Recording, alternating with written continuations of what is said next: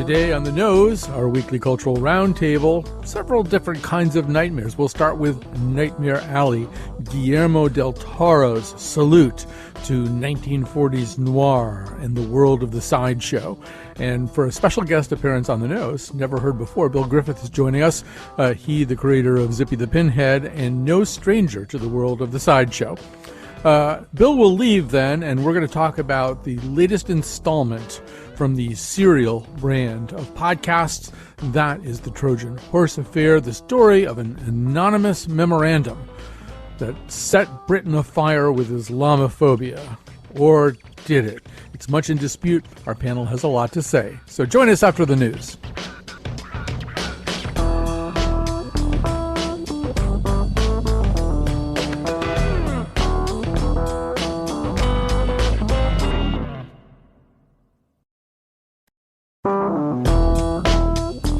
Hello, and welcome to The Nose.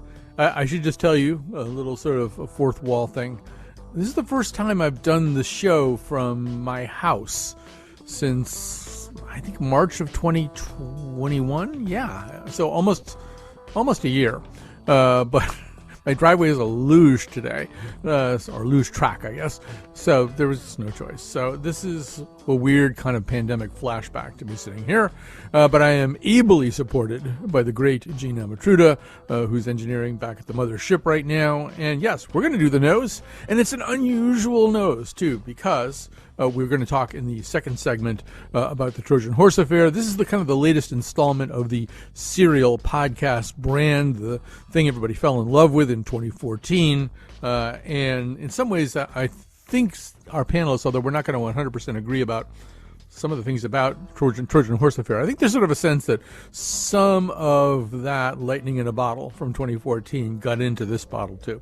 But first we're going to talk about Nightmare Alley, and one of the reasons that this is kind of a special thing. Nightmare Alley, by the way, is Guillermo del Toro's ode to 30s and 40s noir, to the sideshow. It stars Bradley Cooper. It is nominated for several Oscars, and Bradley Cooper may be getting a special award for most cigarettes smoked by a character in a feature film ever. But joining us today is Teresa Kramer, a freelance writer and editor and co-founder of Quiet Corner Communications. Irene Papoulis teaches writing at Trinity College. This is sort of weird because all three of us recorded another podcast a few days ago about Jonathan Franzen that is not my podcast. But making a special guest appearance, someone I've known, I think, since the 1980s. There was a day in Boston where he and I went on a tour of a Twinkie factory, and there's a way in which an experience like that bonds you forever, not only just because of the camaraderie you experience, but also because Bill Griffith and I now have polysorbates in our body from that experience, which will never leave our body during our lifetime.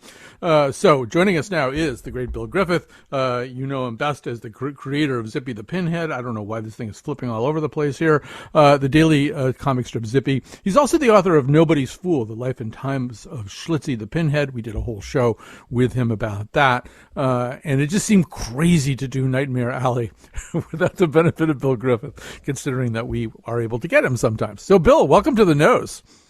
Yeah, here I am. You got me. So, we're excited. So maybe before we all kind of chime in with some of our thoughts about this, or even play a clip from it, you can kind of remind us of the history of, this is not the first film called Nightmare Alley. This is kind of almost an older franchise. Tell us about it. Yeah, the original film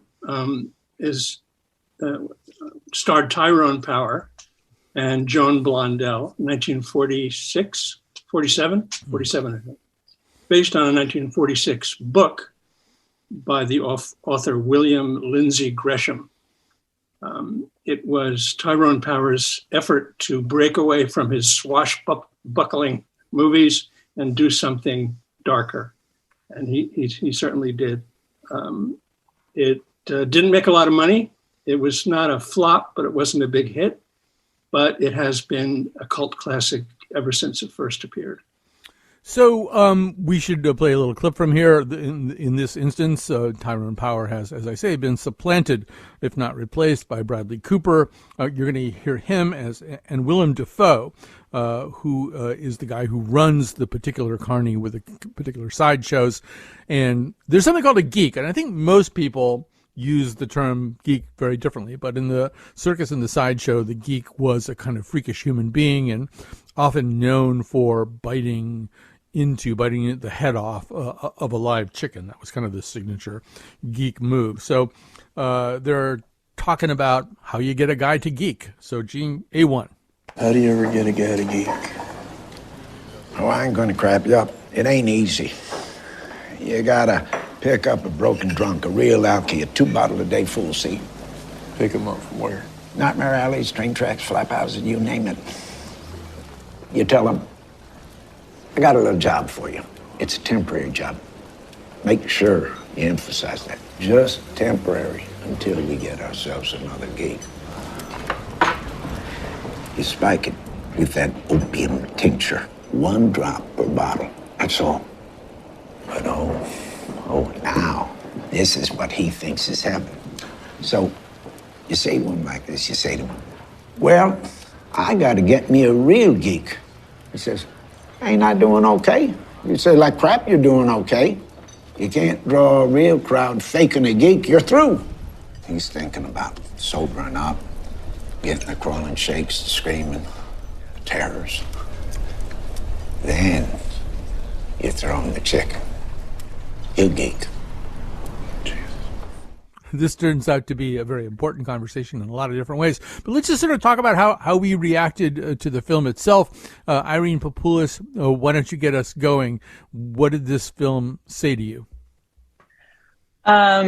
Well, I love the noir. I'll be interested to hear from Bill how it's different from the original, but I loved the whole noir vibe of it. And once we got to Cate Blanchett, I was really, really hooked. Her as a very, very classic noir, but therapist, and the whole psychological Freudian images and suggestions and stuff I just thought were fantastic. And she just pulled that role off, I thought, so beautifully that was, and so that made me think about psychology the whole way through, which I don't think is necessarily what I was supposed to be thinking about, but I was like, what was motivating him? What was motivating, how did the past influence the present? I mean, I guess I was supposed to think about that, but anyway, so that's what pulled me in, and all the acting was so fantastic and fun.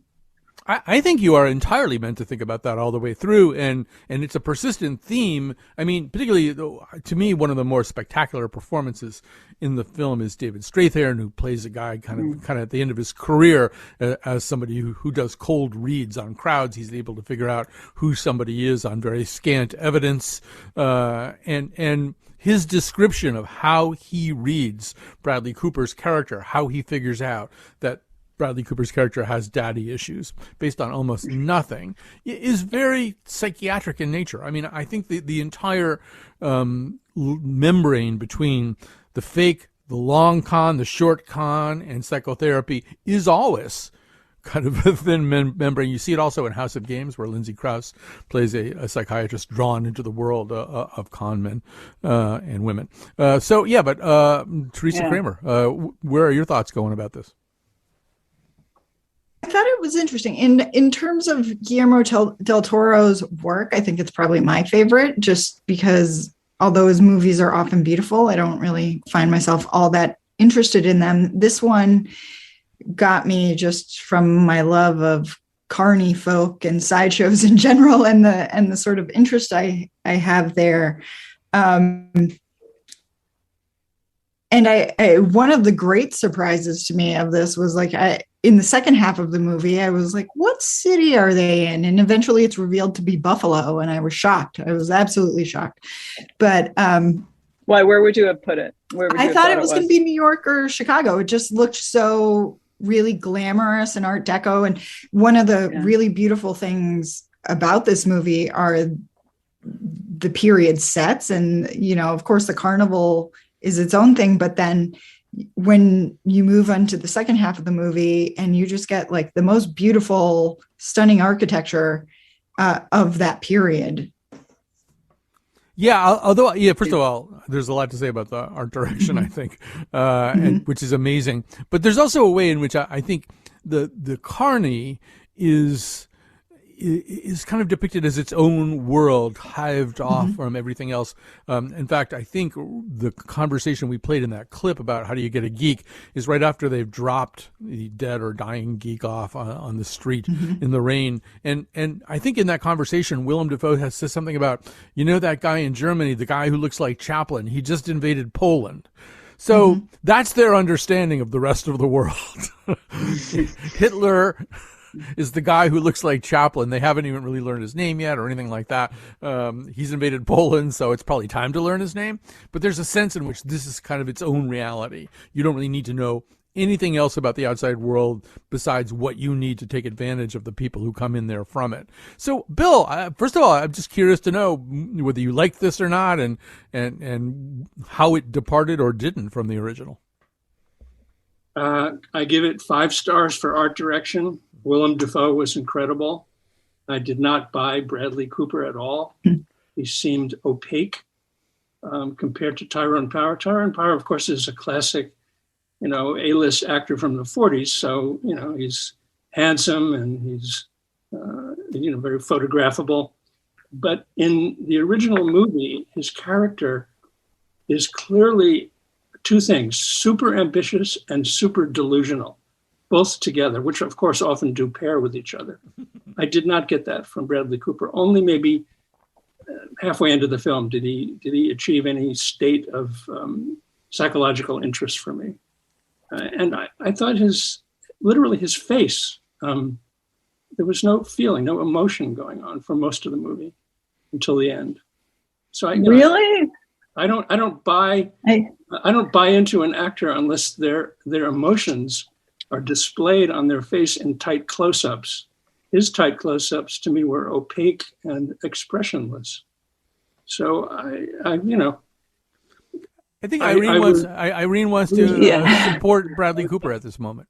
Go ahead, Irene. I do. I mean, I felt actually, I'd say almost the opposite. I mean, I didn't see the original. Now this makes me want to see the original, but I felt like he had his earnest.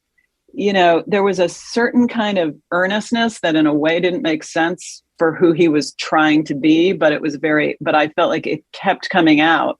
The earnest, like, no, this is going to really work. We're going to make this work. This is going to work. It's going to be okay.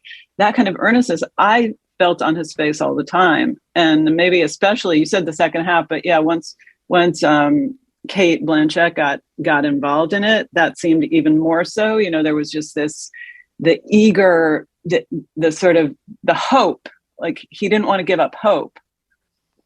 I think that seemed real to me. I don't know. So Bill, you didn't see that. No. I'd like to mention one thing, just, because we don't have a lot of time. There was a scene that was cut from the film with a pinhead.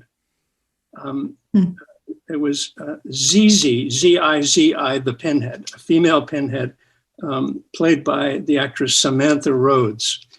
And she complained, not bitterly, but just slightly, because she wants to keep, working in the movie business, complained that her scene was cut. So somewhere on the cutting room floor of the new Nightmare Alley, there is a scene with a sideshow pinhead.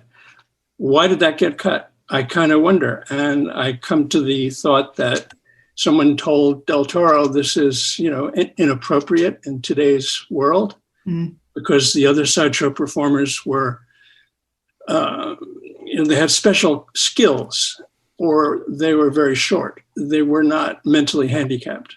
And if you, pinheads were technically, a real pinhead is technically a microcephalic, meaning born with a small brain. But many pinheads in the sideshows were fake pinheads.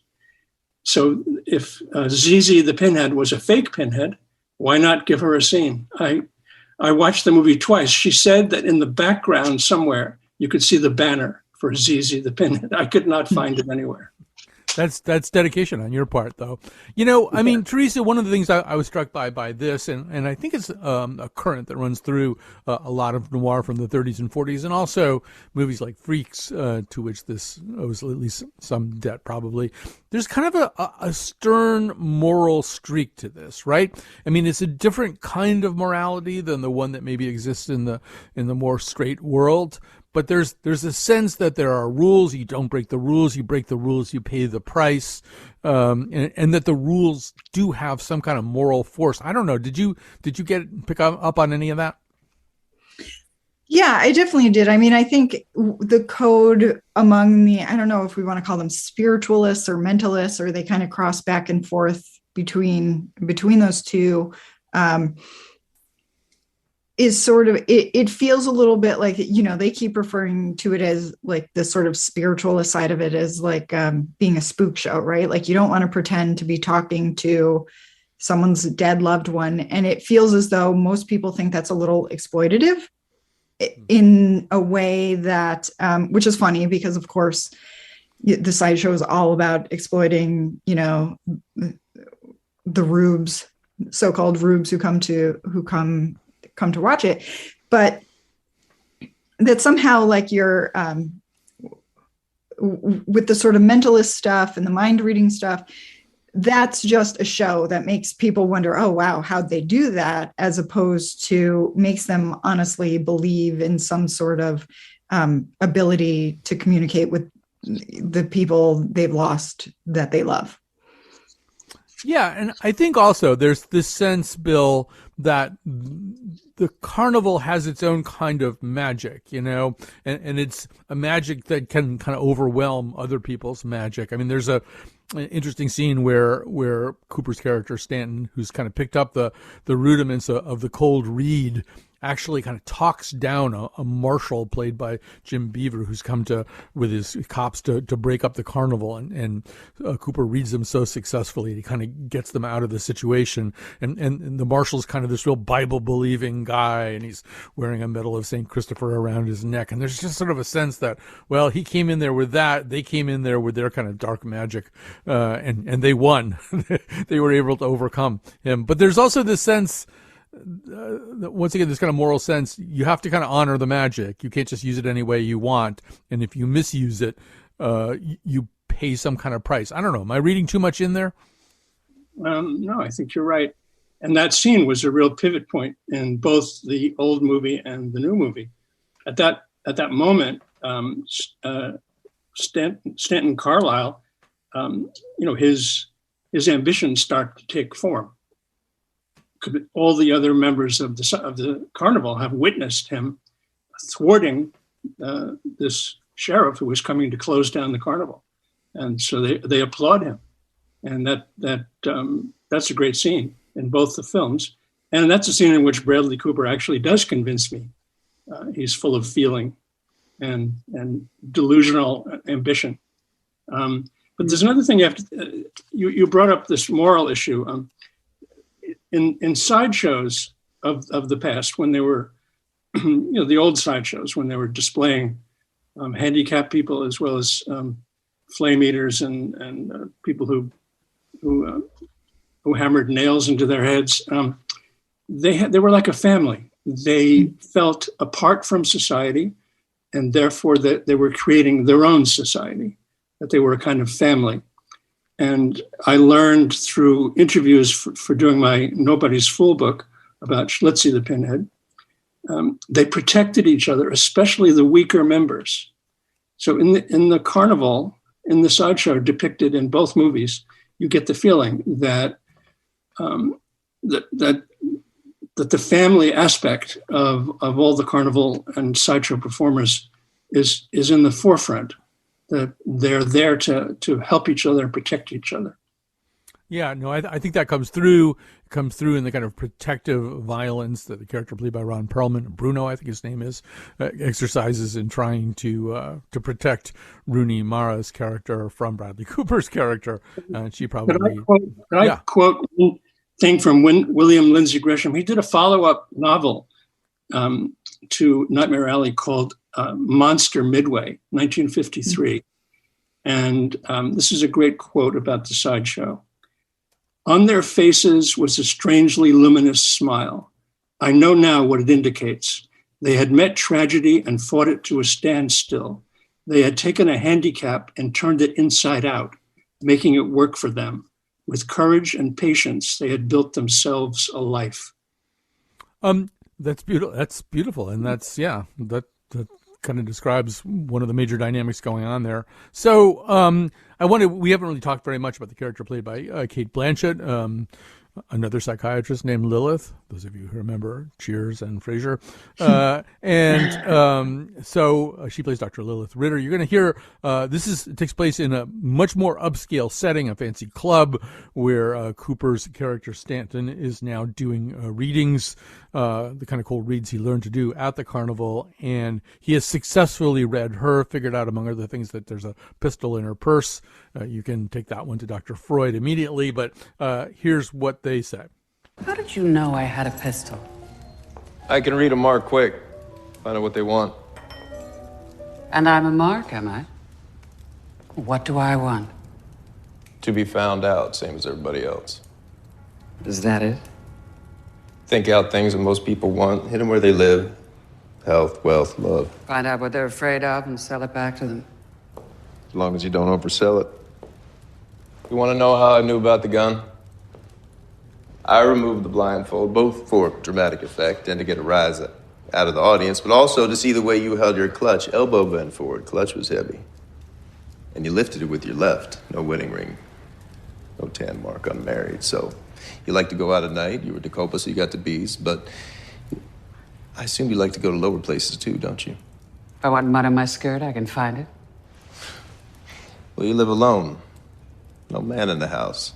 Gotta have a gun at home, but you assume yourself to be a lady, so not a big pipe, something small, portable, 22, 25, 4-6 shot maybe. And since you like pretty things, nickel-plated ivory handle. A little bit of Sherlock Holmes, a little bit of Dr. House, all in there. So, Irene, let's kind of return to the first thing that you said, because to me, and I started rewatching parts of it again, and to me, this could, it doesn't necessarily have to be, but it could be read as kind of an allegorical internal journey. It could be just sort of, one other man's Ulysses, the wandering that he does either through the world or through the cavities of his psyche and soul. There's a scene early on where the geek goes missing. They're searching the carnival for it, and you see Stanton wander into this weird, manufactured environment that looks half like, where the aliens are in the second Alien movie, and half like, some kind of weird depiction of his own psyche, looking for the geek, who is in certain ways maybe him.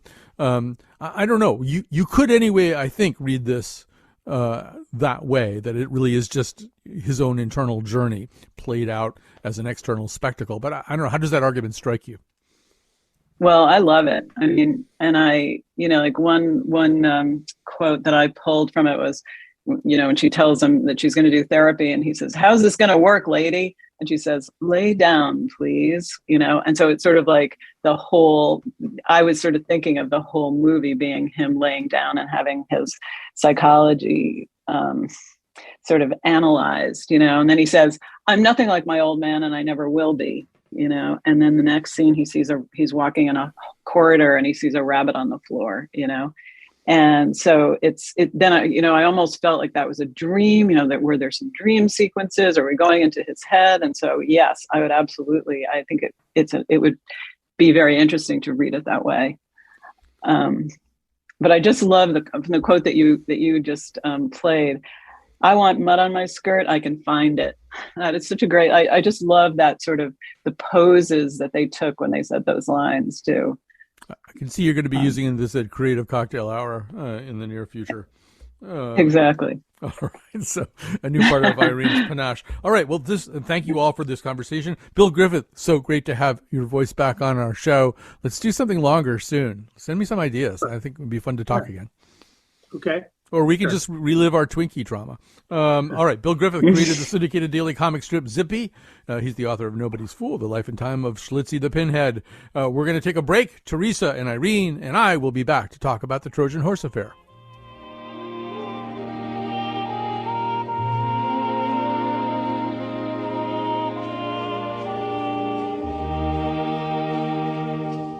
Un amour sans chagrin, ce n'est pas un amour, le bonheur ne s'obtient qu'après mille détours, le chemin est long parfois. All right, we are back. Well, now I wish I could find that Twinkie article. I'm sure it is just lost to the ages. But I'm remembering that before we left, they gave us like some experimental Hostess products, things that they hadn't released to the public yet. And there was one of them that like made me stay awake for 2 days or something. I don't know what was in it. All right, we're back with Teresa Kramer, freelance writer and editor and the co-founder of Quiet Corner Communications. She and I share an ongoing fascination with the franchise known as Serial, especially the maiden voyage of that franchise. Irene Papoulis is with us. She teaches writing at Trinity College. We are about to talk about the Trojan Horse Affair, an 8-part mystery, real-life mystery about a letter written anonymously, sent anonymously in Birmingham, England. It purported to reveal some kind of Islamist fundamentalist plot to take over the schools, to infuse the schools with all kinds of insidious notions. And before we get going here, let's hear the two protagonists in this. The reporter Brian Reed, who did a previous Serial offshoot called S-Town, and Hamza Syed, who is, in fact, at this point, a somewhat older journalism student, pursuing his master's, I believe, in journalism. He's the guy who brings this whole thing to Reed's attention, and here we go. I happened to be in Birmingham, England one night when this journalism student came up to me at an event. He was talking fast, like I might walk away any second. It was a tsunami that hit Birmingham. Birmingham does not get national attention. It was a circus, mate. I can't even describe to you. His name was Hamza Syed, and he wanted help on his first ever story about a mystery in Birmingham, his hometown, that no one had ever solved. It had begun a few years earlier, when news of a strange letter exploded in the press. A leaked letter outlining a plot by hardline Muslims. The letter looked to be... Well, Hamza, you want to explain this part?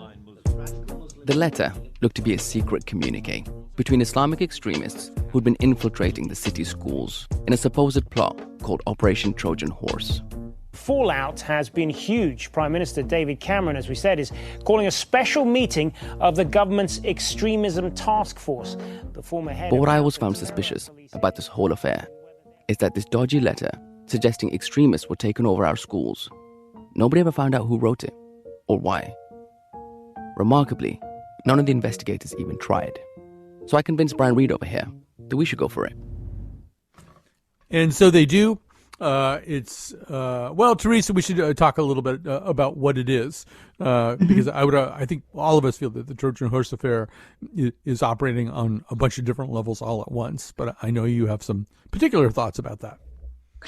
Yeah, I mean, I think what Serial really, where they shine is the story is almost never about the story that they're reporting on. It's about the experience of reporting on that story. And I think with, you mentioned earlier, like that this particular installment seems to have recaptured that lightning in a bottle. And I think it does that for two reasons. One is that, you get so much more of that deep dive into the reporting that they actually do. But this is Hamza's first story ever. Like he's literally not even out of J school yet when he meets Brian Reed and convinces him to put the full weight of Serial, and Serial's since been bought by the New York Times, behind his first ever story that he's working on, which is insane. And I think one of the most impressive feats that Hamza manages to do here is sound like he's been doing this forever in terms of like mastering that Serial, This American Life style of delivery. I would be a nervous wreck.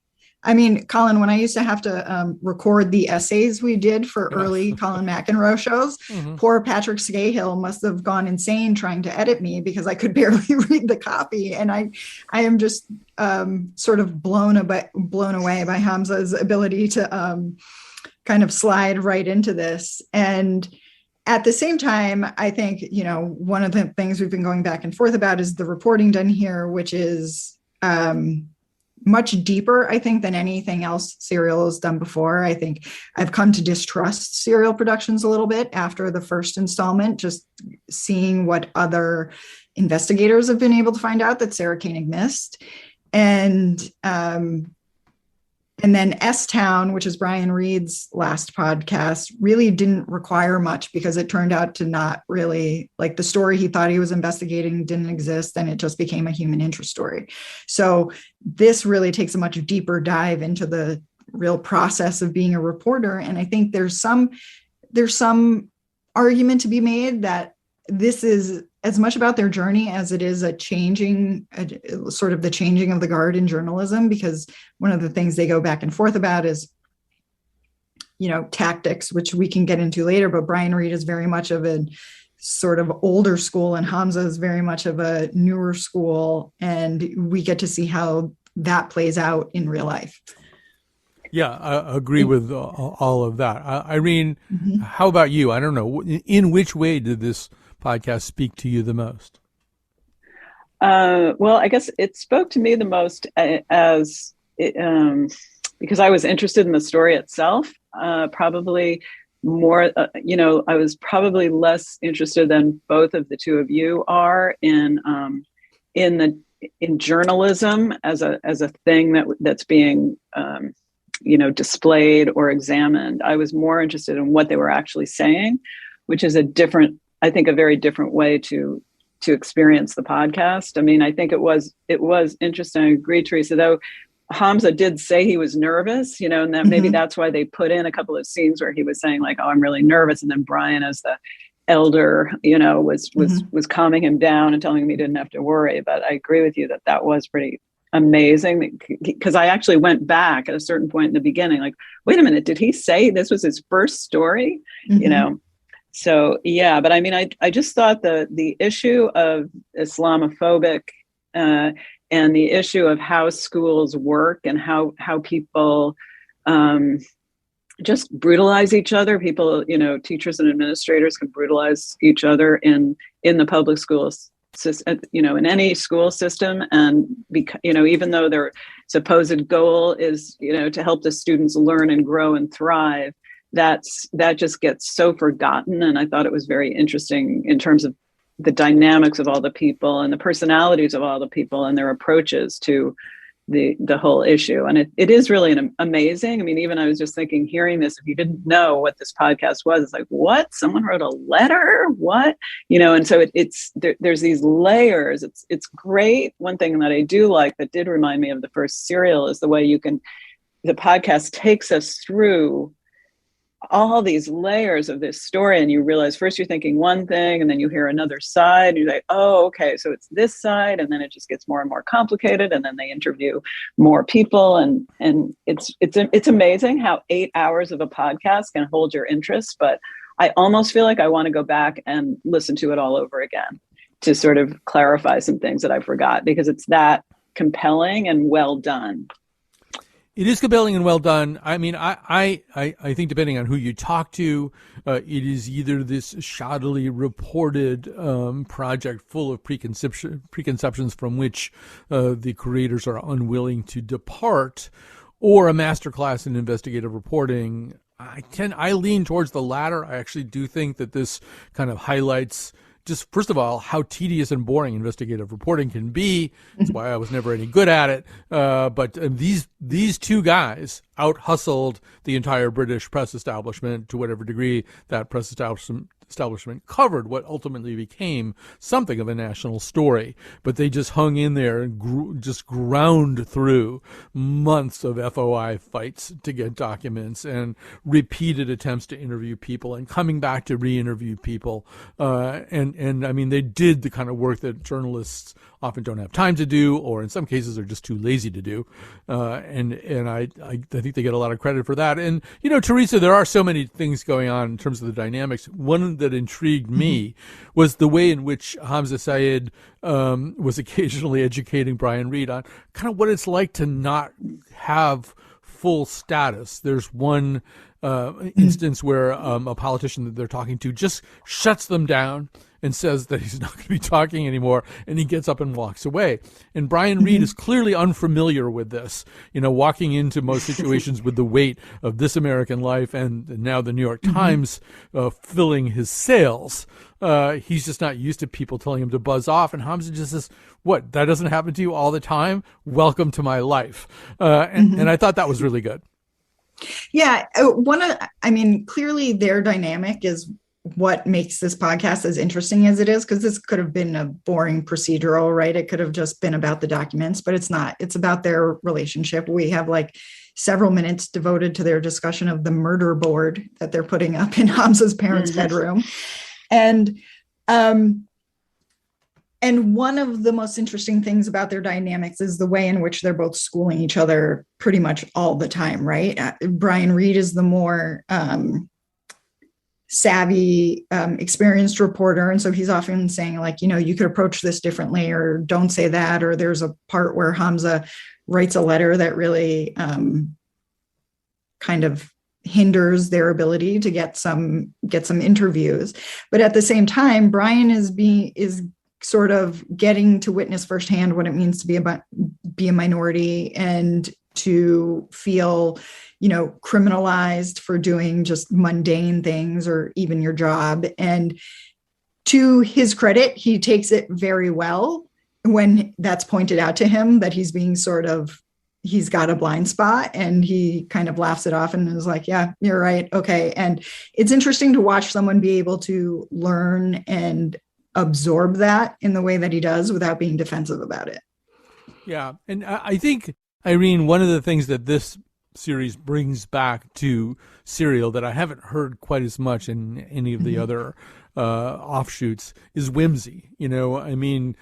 Teresa, as a super fan, can quote, the shrimp or crab that's on sale or something. Crab Shack. Crab Shack. Yeah. Things were there were little touchdowns in the first series that were somehow or other funny and endearing. And in this, I've already told you guys, one of my favorite moments is they're about to interview somebody who's kind of a little bit out in the country compared to where they've been in Birmingham.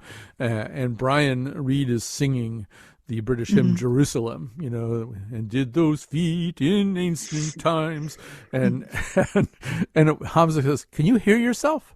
And then Brian sort of effuses more about being out in the country, and Hamza goes, "You are a ridiculous human being," and I think, Irene, we kind of fall in love a little bit. As Teresa said, it's a buddy cop movie. We fall in love with these two guys anyway. Absolutely. But I do want to reinforce, that I feel like Brian does really see something, and I believe that he does see something about his privilege as a white person that can sort of go into any context. And maybe, Teresa, you felt like that was kind of like a little too much of that, but I thought that was, go ahead. I wouldn't say I thought there was too much of that. I thought that was really interesting. Where I think it sort of becomes a little bit of an issue is when he's sort of, trying to guide Hamza, who again is on his literal first ever story. And it's huge.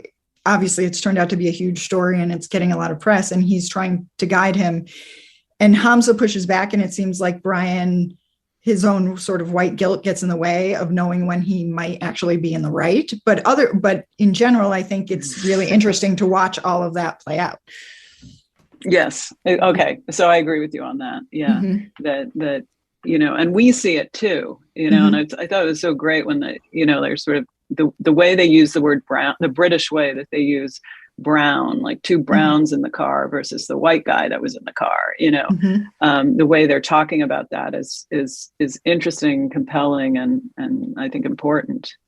We should say that there's been something of a storm of pushback in England, and also pushback against the pushback. This has become very controversial. It has awakened some old animosities. And to me, Not to say that their reporting is without flaw, not to say that they didn't make mistakes, although, as Irene or Teresa pointed out, when they make mistakes, they often dwell on the mistake for a really long time. They're really interested in their own blunders and they want to talk about them. And there may be other blunders there as well, but or failures to emphasize certain things. But I do feel as though what happened here is that the British press got burned. They got shown up as being lazy and uninterested and not willing to pursue the truth. And that a whole bunch of British officials were just caught lying on Mike. I mean, over and over again, they say things, and then these two guys dig up documents to prove that that's simply not true. So they don't have a lot of friends out there in that part of the world. And there's a lot of incentive to try to discredit this. And you can see what feels very much to me like an organized campaign to see if they can bring this thing down a little bit. But Teresa, to your original point, there's a way in which maybe it's not exactly about the accuracy of the reporting, although that always has to be the grail that starts the journey, right? Yeah. And I think, to be fair, they do a much better job of reporting the story than anyone else has. Like you said, they've embarrassed a lot of people and are getting a lot of pushback. But even before I listened to this, I don't know, I finished it last week, probably before you guys even asked me to talk about this. And I still had questions at the end of it, feeling like, and it may be in part, it's, my experience of Serial season 1 and having questions left unanswered. But there were things I felt like in this that feel like they get glossed over in service of the buddy comedy part of this and the sort of larger story of Islamophobia. And in our discussions before this, I think, and earlier, Irene, you mentioned that, there's this way in which these sort of mundane school problems either get blown way out of proportion, which is what happened due to the Islamophobia around this. But also it seems like there are some real issues that feel like they get a little glossed over by Brian and Hamza because they're more interested in servicing this other narrative, which fair enough. It's not necessarily the story they're telling, but it still leaves me as a listener with questions. All right. We probably have to stop there. It's called The Trojan Horse Affair. You can find it on any podcast platform. Same place you can find this show, on any podcast platform. We'll take a little break. We'll come back. We'll make some recommendations.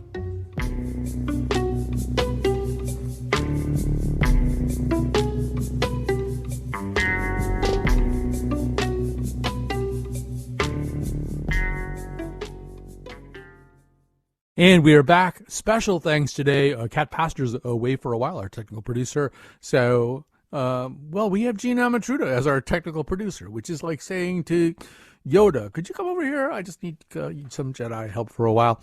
And also the producer of the show is Jonathan McPants, as always. He produces The Nose. And special thanks also to my assistant producer, Declan the dog, who actually is asleep on the couch in the room I'm in right now, and he's kind of hanging half off the couch in a way that looks even a little bit precarious. He's the worst assistant producer ever. All right, time to make some recommendations. We've got Irene Papoulis and Teresa Kramer here to do that. Teresa, why don't you get us going? Sure. So I have 2 sideshow themed recommendations today. One of which is Geek Love by Catherine Dunn. It's a book about a family where the parents are kind of carnival folk, and in their desire to sort of breed their own sideshow family, the mother does all sorts of crazy things while she's pregnant. And so they end up with kids with various, a couple of them are conjoined twins. One is flippers.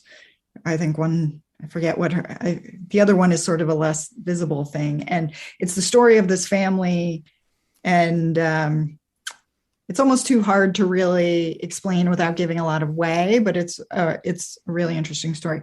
Then there's also a podcast episode of Last Podcast on the Left that is about the Lobster Boy murders, which is the Lobster Boy, not a particularly nice name for this guy, but he was a sideshow performer who was also really violent and ends up murdering some people. And it dives a little bit into that sideshow subculture in a really interesting way. And I think you get to learn more about the history of the geek in it. I would sort of piggyback onto that and say, although I haven't read any of this in decades and decades and decades, but the work of Harry Crews, a kind of Southern novelist who specialized in the grotesque and weird side of life. And I think at least one of his novels is set with sideshow characters, if not more of them. All right. Irene Papoulis, what have you got for us today? Wow. Well, nothing about the grotesque, but it's an interesting American tradition. The movie Drive My Car, as you probably know, has been nominated, the first Japanese film ever nominated for Best Picture, Best Director, Best Adapted Screenplay. I haven't seen it yet, but I decided, especially when I heard it was adapted screenplay, to read the short story by Haruki Murakami, which is in the book called his book of short stories called Men Without Women.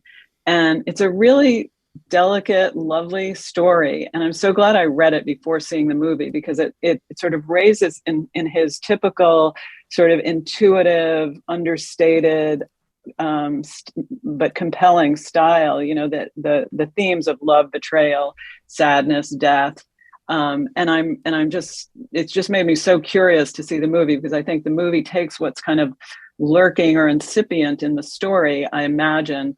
And since I know it's a really long movie and the story is only 40 pages, and makes it much more explicit. So I'm really looking forward to seeing the movie Drive My Car after having read the short story Drive My Car. So that's one. And my second one is, speaking of sadness and death, I've been following the war that's going on right now. And I just felt like I wanted to get out of the world of Americans covering it. And so I've been going to the France24.com website, which is in English, and just watching their live feed that's on all the time. And they have all kinds. It's such a good way to get a window into other, non-American perspectives and views and people and stories. And it's worth watching for a while if you're interested. All right. Well, those are great. So yeah, I'll sort of piggyback onto that one and say I thought I should endorse a podcast, since a podcast was one of our topics this week. The one that I have recently fallen in love with, and I'm a newbie, so take what I say with a grain of salt, but it's called Breaking Points. It is hosted by Crystal Ball, which apparently is her real name, and Sagar Enjeti. It's an independent news podcast. Each of them comes out of some pretty prestigious environments, and one of them is from a liberal news environment, the other from a more conservative one. You wouldn't necessarily know which is which on a lot of days. It isn't that kind of hyper-formatted dichotomy. They seem super smart. Their Ukraine coverage has been eye-opening to me, or analysis of Ukraine has been eye-opening to me. But they jump on lots of other stuff, and they are very critical of the mainstream media in general. Their takedown of 60 Minutes and its coverage of the Havana Syndrome is worth listening to. Okay, so it's called Breaking Points, which is a terrible name. I can never remember what the name of the podcast is, which is a bad sign. So the other thing is, and I talked about it yesterday in our Heartbreak show, I became fascinated by. I didn't want to watch it at all. It just sat there in my HBO queue forever. I had no interest in watching it. And based on the recommendation of a family member, we started watching here Scenes from a Marriage. This is Haggai Levy's kind of reboot or reimagination of the original Bergman series.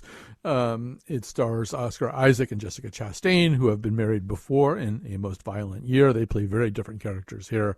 And it is, I don't want to say too much about it because the twists and turns, I mean, it really has this almost kind of Hitchcockian psychological thriller quality to it, although really at its bedrock, it's still just looking at issues of marriage and intimacy and betrayal and hurt and heartbreak and and rebirth of emotions, and it's I don't know. I just was completely absorbed by it. It's one of those things that you go to bed thinking about the most recent episode you've seen. I think there's only 5 episodes, but you go to bed thinking about the most recent episode you've seen, and you wake up thinking about it again. So so Scenes from Marriage is on HBO. Hope you can get it. And thanks to these wonderful panelists today. We got to say goodbye now. We hate to leave you. We'll be back next week. Thanks to Irene and to Teresa and to Gene and to Mr. McPants. And, of course, to Bill Griffith, who gave us a little bit of a star quality today.